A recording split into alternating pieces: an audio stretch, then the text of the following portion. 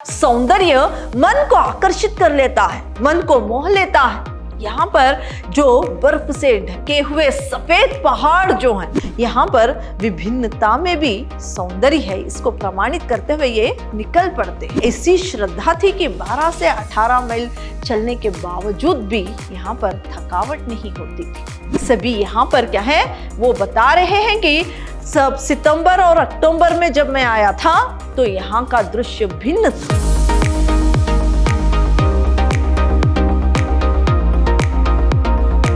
प्रणाम, मैं Rihanna yes, अति उत्तम विद्याश्रम की हिंदी प्रवक्ता। मेरे फर्स्ट पीयूसी के जितने भी विद्यार्थी हैं, आप सबका मेरे कक्षा में स्वागत है। आज मैं आपको जो आपके लिए हिंदी पाठ्य पुस्तिका है उसमें जो गद्य भाग है उसके अंतर्गत जो आपके लिए मेरी बद्रीनाथ यात्रा जो आपके लिए पाठ है उसके बारे में ही आज मैं आपको जानकारी दूंगी।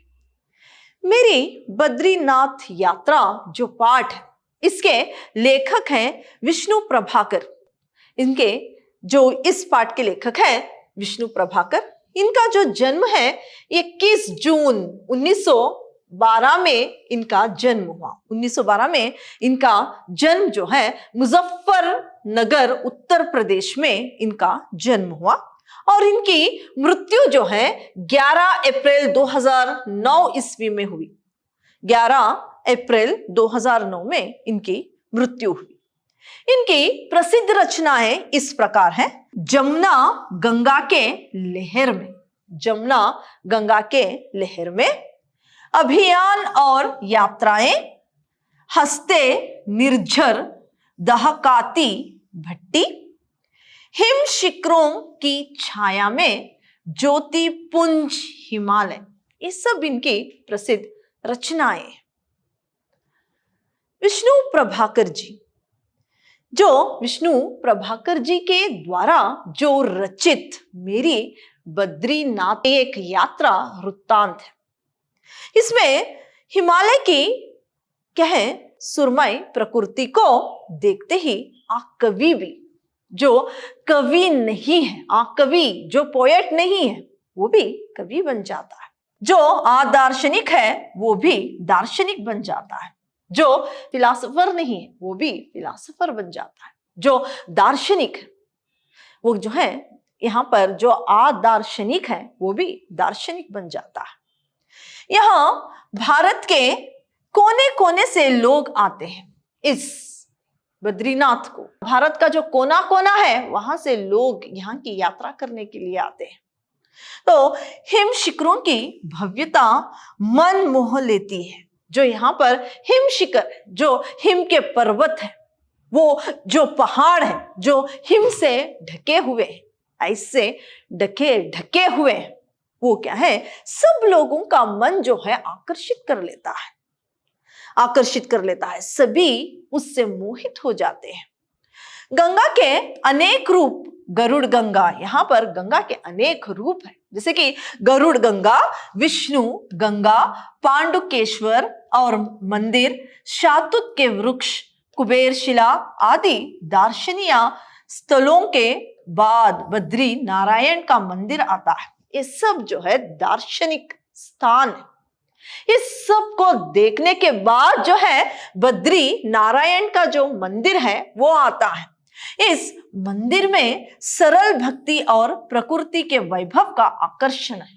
यहाँ पर बहुत सरल भक्ति और वहां का जो दृश्य है, जो क्या है वातावरण है, जो प्रकृति है, उसका जो सौंदर्य है, इसको हम देख सकते हैं। ये बहुत ज्यादा हमारे लिए आकर्षित है। जो भी दार्शनिक जाते हैं उनके मन को आकर्षित कर लेती है। तो विद्यार्थियों में दार्शनिक स्थानों के प्रति रुचि बढ़ाने के उद्देश्य से इस यात्रा वृत्तांत का चयन किया गया है। जो विद्यार्थी हैं उनमें क्या है दार्शनिक स्थानों के प्रति क्या है रुचि बढ़ाने के लिए इस जो यात्रा वृत्तांत है मेरी बद्रीनाथ यात्रा जो पाठ है इसका चयन हुआ है। जो हिमालय पर्वत है इसको कालिदास ने क्या कहा है, नागधी राज व्यर्थ ही नहीं कहा। जो हिमालय है इसको नागधी राज कहकर कालिदास ने इसको बताया है। यानी कालिदास ने हिमालय को नागधिराज कहा है। ये ऐसे ही व्यर्थ नहीं कहा है, ऐसे ही बेकार से इसका नाम नागधिराज नहीं कहा है। ये जो बड़े बड़े पर्वत जो हैं वो हिम से ढके हुए, और संसार के विश्व के सबसे ऊंचा पर्वत भी हिमालय में ही है, जो कि हिम से ढका हुआ है। वहां का सौंदर्य मन को आकर्षित कर लेता है, मन को मोह लेता है।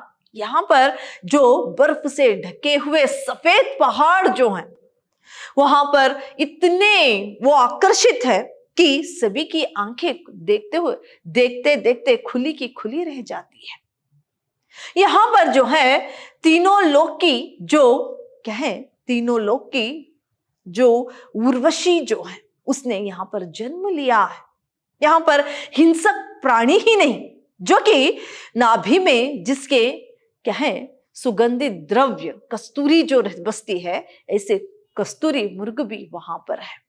यहीं पर इस हिमालय में ही जो देवदारू जैसे वन भी है, जहां पर कस्तूरी मुर्ग निवास करते हैं।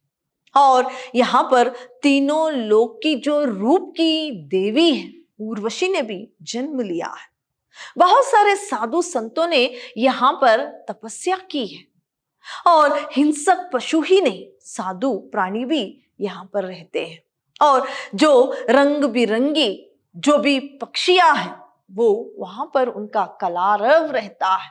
ऐसा आकर्षित हिमालय पर्वत है, इसीलिए कालिदास ने इसको नागधिराज कहा है। और बर्फ से ढके हुए पर्वत में जो कि उसका बर्फ पिघलकर यहाँ पर बहुत सारी नदियों ने जन्म लिया है। गंगा जैसी पवित्र नदी भी इसी के आंचल से बहती है। इसके आंचल में ना जाने कितनी उन्मादनी सदागिरा गंगाएं निरंतर अलख जगाती रहती है। इसके आंचल में, इसके तले जो है कितनी उन्मादिनी यानी नदियां जो है, सदा नीर गंगाएं निरंतर बहाती रहती है और अलखा जगाती रहती है। इसी के देवदारू और भोजपत्र के वैभवशाली वनों में हिंसक पशु के साथ नाभि में सुगंध भरे कस्तूरी मुर्ग रहता है। यहां जहां एक और संसार प्रसिद्ध सिद्धों ने ज्ञान सिद्ध किया है। देखिए यहाँ पर इसके आंचल में जो सरिताएं, जो नदियां बहती है, वहीं पर एक यहाँ पर वन भी है जो कि देवदारू और भोजपत्र जैसे जो वन है, वहां पर हिंसक क्रूरी प्राणी ही नहीं बल्कि जो है यहाँ पर साधु प्राणी भी वहां पर निवास करते हैं। कस्तूरी जो द्रव्य है अपने पेट में रखने वाला एक मुर्ग भी यानी कस्तूरी मुर्ग भी यहीं पर यहाँ पर निवास करता है, यहाँ पर है, इस वनों में है। और तीनों लोक की रूप की रानी जो है उर्वशी ने भी यहाँ पर जन्म लिया है। बहुत सारे जो साधु जो हैं वो ज्ञान सिद्ध यहीं पर किया है। और यहाँ पर देखिए यही हर समय नाना रूप रंग वाले पक्षियों का कलारव होता रहता है। पक्षियां जो है अपनी ही बोली में, अपनी ध्वनि में वो वहां पर बोलते रहते हैं। नाना प्रकार के बहुत सारी रंग बिरंगी जो है पक्षियां यही क्षण भर में उत्तुंग हिम शिखरों की रजत चोटियां अरुण किरणों का मुकुट पहनकर इंद्रधनुष का निर्माण करती है। यहाँ पर जो शिखर है, हिम से ढके हुए, बर्फ से ढके हुए जो शिखर है वो किरणों को यानी रजत चोटियां जो है उसके शिखर जो है, इतने बड़े बड़े पर्वत जो है उसकी चोटियां किरणों का मुकुट यानी यहाँ पर सूरज का जो मुकुट है वो धारण करते हुए यानी वो उसको पहने हुए वो पहनकर वो मुकुट को पहनकर इंद्रधनुष यानी रेनबो जो है इसका निर्माण करते रहते हैं, ऐसा हिमालय पर्वत है। और दूसरे ही क्षण ठंडे कुहारे के श्वेत अंधकार में खो जाते हैं।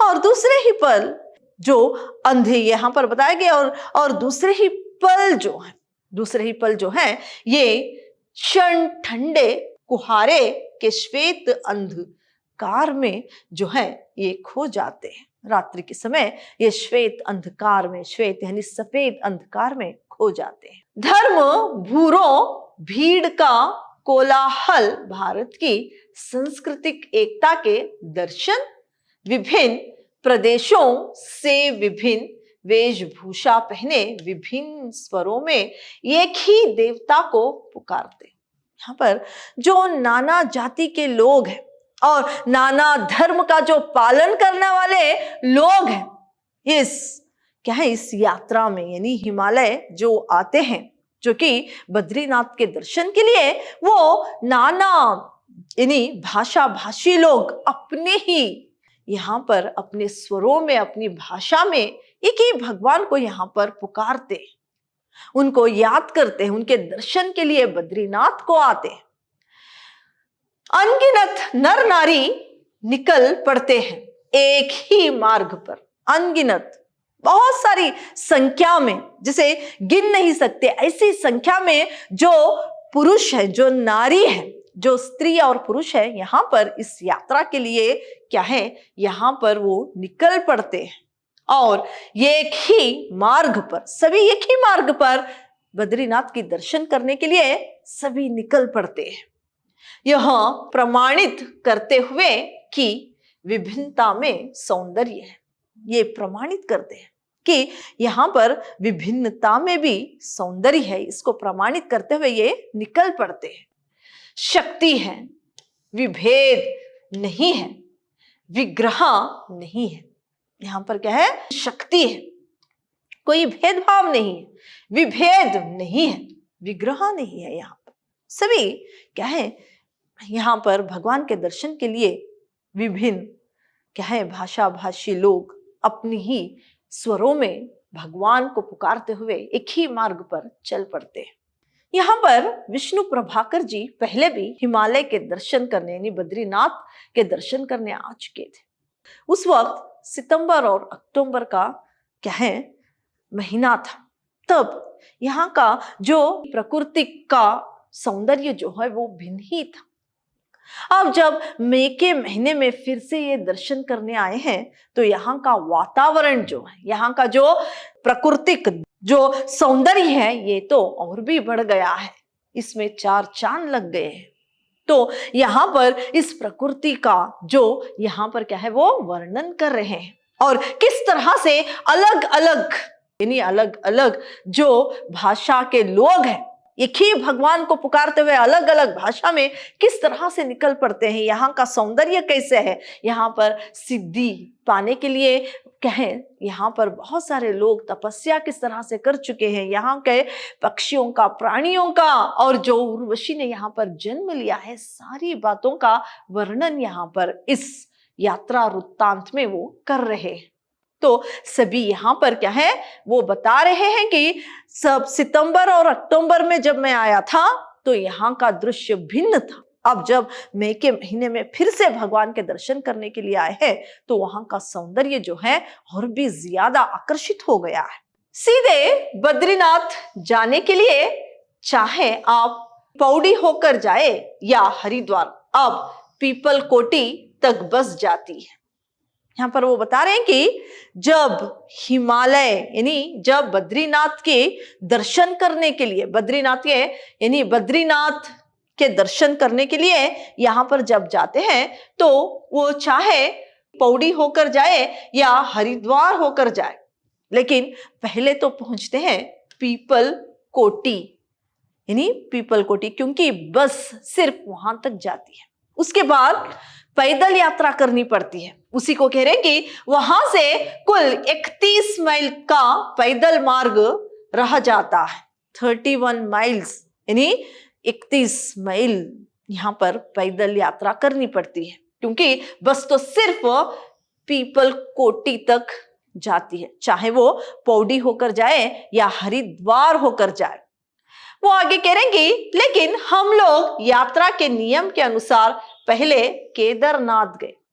यहां पर विष्णु प्रभाकर जी पहले क्या है, जो यात्रा के नियम के अनुसार ये केदारनाथ होकर फिर क्या है, उसके जो यात्रा के अनुसार जो नियम के अनुसार क्या है, पहले वो केदारनाथ गए। केदारनाथ की शीत ऋतु में, यानी वहां पर बहुत शीत है, उस ऋतु की राजधानी ऊशीमठ और हिंदुओं का सबसे ऊंचे स्थान पर बना हुआ मंदिर तुंगानाथ है। तो यहाँ पर केदारनाथ में जो हिंदू धर्म के लोगों का जो एक मंदिर है यहाँ पर, वो क्या है, तुंगानाथ मंदिर। ये ऊंचे, सबसे ऊंचे स्थान पर स्थित है, सबसे ऊंचे स्थान पर है। तो वहां के दर्शन करते हुए वे आगे बढ़ते। तो इसी तरह विष्णु प्रभाकर जी, जब इनके दल में भी बहुत सारे लोग थे, यहाँ पर बच्चे थे, बूढ़े थे, युवा थे, स्त्री पुरुष थे, विद्यार्थी थे, लेखक थे और क्या है, कवि थे, और बहुत सारे लोग, बहुत सारे संपादक भी थे, बहुत सारे लोग। ये क्या है, इनका भी दल क्या है, बद्रीनाथ के दर्शन के लिए निकल पड़ता है।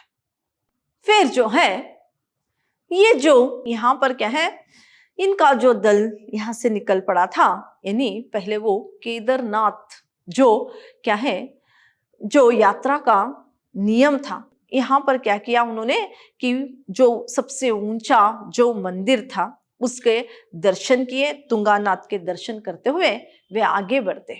आगे वो इनका दल क्या है, आगे बढ़ते हैं। यहाँ पर नियम है कि पौड़ी होकर जाए या हरिद्वार होकर जाए, बस तो जाती है सिर्फ पीपल कोटी तक। तो केदारनाथ से होते हुए वे, इनका दल जो है वो तुंगानाथ मंदिर में यानी भगवान के दर्शन करते हुए फिर क्या है, आगे बढ़ते हैं। विष्णु प्रभाकर जी कहते हैं कि हम प्रतिदिन सवेरे 3 बजे उठते थे, बिस्तर समेटते, नित्य कर्म से छुट्टी पाते और भार वाहकों को सामान सौंप कर 4 बजे तक आगे बढ़ जाते थे। बता रहे कि जब यहाँ पर जब ये यानी बद्रीनाथ के दर्शन के लिए आए तो प्रतिदिन, हर दिन जो है 3 बजे उठते और अपने सारे कामों को क्या है पूरा करने के बाद, जो यानी फिर क्या है, सारे कामों को यहाँ पर पूरा करने के बाद अपने सामान को सौंप कर, सामान को क्या है वहां पर बार वाहकों को सौंप कर ये क्या है 4 बजे तक वहां से आगे बढ़ जाते। फिर यहाँ पर वो बता रहे हैं कि प्रतिदिन जो है वो 12 से 18 मील तक चलते थे। प्रतिदिन 12 से 18 मील तक चलते थे। लेकिन वो क्या है, ऐसी श्रद्धा थी कि 12 से 18 मील चलने के बावजूद भी यहाँ पर थकावट नहीं होती थी। विष्णु प्रभाकर जी कह रहे हैं कि यहाँ पर वे प्रतिदिन जब सवेरे 3 बजे उठते तो सारे कामों को क्या है निपटाते हुए अपने सारे सामानों को, जो भी सामान है उसे बार वाहकों को सौंपकर फिर क्या है 4 बजे तक वहां से निकल पड़ते।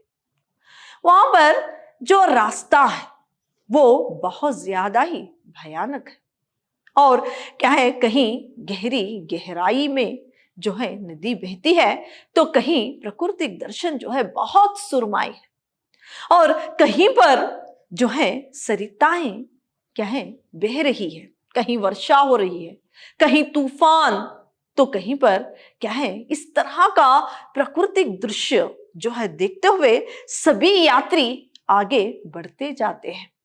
तो इनके दल में क्या है बहुत सारे लोग, वे अभी भी जो बूढ़े बच्चे हैं, अभी भी कुछ उन लोगों में से कोई इन्हीं बहुत सारे लोग आंखों में बसे हैं, यानी उनकी याद, यानी वो आज भी उनको भूले नहीं है बल्कि उनकी स्मृति पटेल में है। तो यहाँ पर एक 83 वर्ष का एक बूढ़ा और जो 8 वर्षीय संध्या, जो छोटी सी बच्ची जो है वो 200 मील तक क्या है, जो क्या है भगवान की यात्रा दर्शन करने के लिए किस तरह से श्रद्धा पूर्वक चले थे इसका स्मरण करते हैं। एक 8 वर्ष की प्यारी सी बच्ची जो 200 मील तक चली थी, और 83 वर्ष का एक बूढ़ा जो है वो भी भगवान की यात्रा करने के लिए, भगवान के दर्शन करने के लिए किस प्रकार वो क्या है श्रद्धा में लीन आगे बढ़ा था, उसको याद करते हैं। फिर जो अपनी बेटी का दुख भुलाने के लिए जो एक वहां पर एक बहुत ही खुशहाल जो एक बूढ़ा आया हुआ था, उसका भी जिक्र करते हैं। फिर आंध्र प्रदेश की एक कन्या जो टोपी पहने बार बार गाया करती थी, उसका भी स्मरण करते हैं। और यहाँ पर जो है बहुत सारे लोगों का स्मरण करते हुए, जो कि अपनी ही एक बोली में, विभिन्न भाषा भाषी में भगवान के दर्शन करने के लिए क्या है उस श्रद्धा में लीन होकर किस तरह से अपने सफर को, अपने यात्रा को पूरा करने के लिए आगे बढ़ रहे हैं, इसका वो जिक्र कर रहे हैं। कुछ तो क्या है यहाँ पर पैदल चलते हैं, यहाँ पर कुछ लोग घोड़ों में, कुछ लोग खंडकों में, यानी जो बच्चों को बिठा कर ले जाते हैं खंडकों उसमें, और कुछ लोग जो है डांडियों पर बैठकर भगवान के दर्शन के लिए चलते रहते हैं। यहाँ पर कूली जो है लोगों को उठाते हुए, यानी वो उस मार्ग पर चलते हुए, हाँफते हुए वे क्या है आगे बढ़ रहे हैं, तो कुछ लोग पैदल क्या है भगवान के दर्शन के लिए रास्ते पर वो चल रहे हैं। इस तरह क्या है अपनी यात्रा को वो आगे बढ़ाते हुए क्या है भगवान के दर्शन के लिए आगे बढ़ रहे हैं, इसका जिक्र किया है। आज मैंने आपको क्या है बद्रीनाथ, मेरी बद्रीनाथ यात्रा का जो पाठ है उस पाठ के बारे में थोड़ी सी जानकारी दी है। अगले सेशन में और भी इस पाठ में आगे क्या होगा, किस तरह से विष्णु प्रभाकर जी ने यात्रा के वृत्तांत को बताया है, जानेंगे। धन्यवाद।